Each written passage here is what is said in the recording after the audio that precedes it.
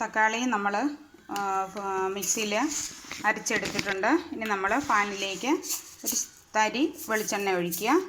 എണ്ണ ചൂടായി വരുമ്പോൾ 2-3 കടുക് ഇട്ട് കൊടുക്കുക.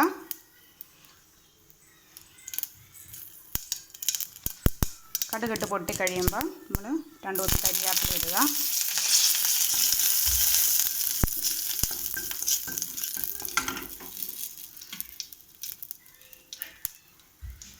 അതിലേക്ക് നമുക്ക് ആവശ്യമായിട്ട് ശകലം മഞ്ഞൾപ്പൊടിയും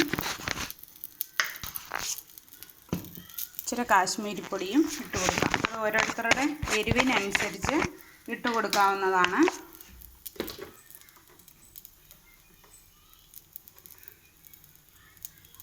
കാശ്മീരി ആകുമ്പോൾ ഒത്തിരി എരിവ് വരില്ല. ശകലം മഞ്ഞൾപ്പൊടിയും. ഇനി ഇതിലേക്ക് അരച്ച് വച്ചിരിക്കുന്ന നമ്മുടെ മിശ്രിതം ഇതിലേക്ക് ഒഴിച്ച് കൊടുക്കുന്നു.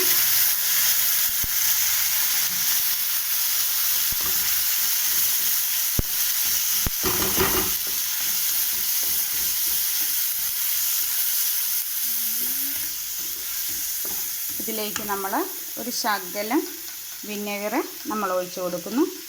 അത് വേണമെങ്കിൽ മതി, വേണ്ടെങ്കിൽ വേണ്ട, ഓരോരുത്തരുടെ ഇഷ്ടത്തിനനുസരിച്ച്. ഇത് നമുക്ക് ചപ്പാത്തിയുടെ കൂടെയും ചോറിൻ്റെ കൂടെയും ഒക്കെ ഉണ്ടാക്കാവുന്നതാണ്. നമ്മുടെ വീട്ടിലൊക്കെ ഉള്ള സാധനങ്ങളാണ്.